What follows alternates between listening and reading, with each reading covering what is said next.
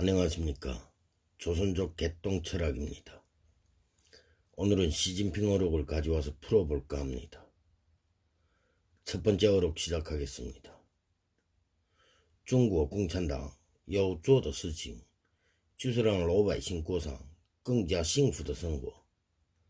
이게 무슨 말인가 하면 중국 공산당이 할 일은 백성들이 더할 나위 없이 행복한 생활을 하는 것이다. 언뜻 보기에는 그럴싸한데 백성들을 위해 노력하는 것은 세상 모든 정부기관들이 응당해야 하는 것이지만 굳이 이런 말들을 강조하는 이유가 공산당이 그렇게 하지 않기 때문이라고 생각합니다. 공산당 입장에서는 백성들이 더할 나위 없이 행복할 수 있다는 것은 공산당이 그만큼 행복해지지 않을 수도 있다는 것입니다. 독재라는 것은 원초적으로 백성의 뜻을 따르려고 형성된 집단체가 아니라 백성이라는 도구를 이용해서 독재라는 이익 집단이 끝도 없는 부귀영화를 누리겠다는 잔인한 야망을 소유한 패륜 집단이 아닐까 생각합니다. 두 번째 어록 시작해 보겠습니다. 人民始终在总书记心中占据最重要的位置. 이것은 무슨 말인가 하면 인민은 항상 시진핑 총석이 마음속에 제일 중요한 자리에 위치하고 있다. 이런 뜻입니다. 그럼 이 말은 무슨 뜻인지 한번 풀어볼까요? 비록 중국이란 나라는 국민은 없고 인민으로 형성되어 있지만 그래도 일단 천심은 곧 민심이라는 말이 있듯이 백성이 곧 하늘이고 백성의 뜻이 곧 하늘의 뜻이라는 것을, 철학을 통틀어 절대적인 진리라는 것을 모르면 안 된다는 것입니다. 그렇다면 시진핑 마음속에 인민은 중요한 자리에 위치하고 있다는 것은 천심을 거스르겠다는 것이 아닙니까? 원래는 인민이 원하는 자리에 시진핑이 위치하고 있어야 하고 인민이 원하는 모든 것을 시진핑은 마음속 제일 중요한 자리에 위치시켜야 천심을 받드는 것이고 하늘의 위엄이 지엄하다는 것을 보여주는 것이 아닐까 생각합니다. 어디 감히 한낱 인간이 하나님 행세를 하려고 하고 하나님이 지엄함에 도전을 하는 것인지 참으로 어이가 없다는 것입니다. 그럼 세 번째 어록 시작해 보겠습니다. 以中国式现代化全面推进中华民族伟大复兴，发出了全面建设社会主义现代化国家、全面推进中华民族伟大复兴的动员令. 이것은 무슨 말인가 하면 중국식 현대화로 중화민족의 위대한 부흥을 전면 추진하겠다. 사회주의 현대화 국가를 전면 건설하는 것을 발설했고 중화민족의 위대한 부흥을 위해 동원령을 전면 추진하겠다. 대충 이런 뜻인 것 같습니다.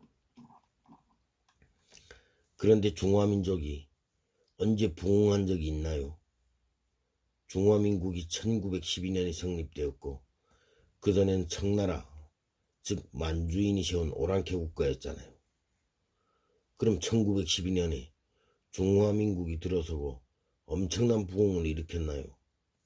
그건 아니지 않습니까?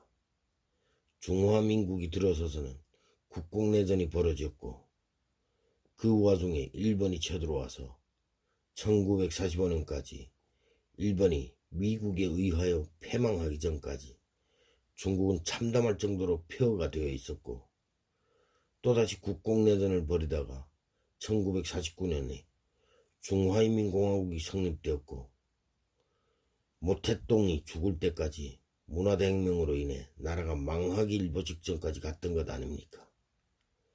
그나마 등소평이라는 인물이 나와서 지금의 중국이 형성되었지만 그 전까지는 폐허나 다름없는 혼란의 나라였잖아요. 그리고 중화민족이 위대한 부흥을 위하여 동원력을 전면 추진하겠다. 이 말은 선전선동의 색깔이 너무 진하지 않습니까? 이런 말을 안 하면 누가 독재라 하지 않을까봐 그러는 것입니까? 아니면 누가 전체주의 국가라고 하지 않을까봐 그러는 것입니까? 어떻게 하면 백성들이 배불리 밥을 먹을 수 있을까 하는 것이 주된 의제여야 하고, 어떻게 하면 백성들이 마음이 편하고 몸은 따뜻하게 살아갈 수 있을까 하는 것을 마음 한켠에 담아두고 진정한 선을 위해 철학적 정치를 해야 하는 것 아닙니까?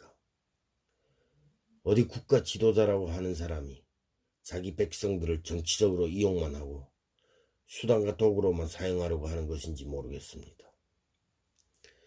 지금 중국이 이런 식으로 정치를 하고 이런 식으로 국가를 운영한다는 것은 절대로 바람직하지 않다는 것을 시진핑이는 모를 리가 없잖아요.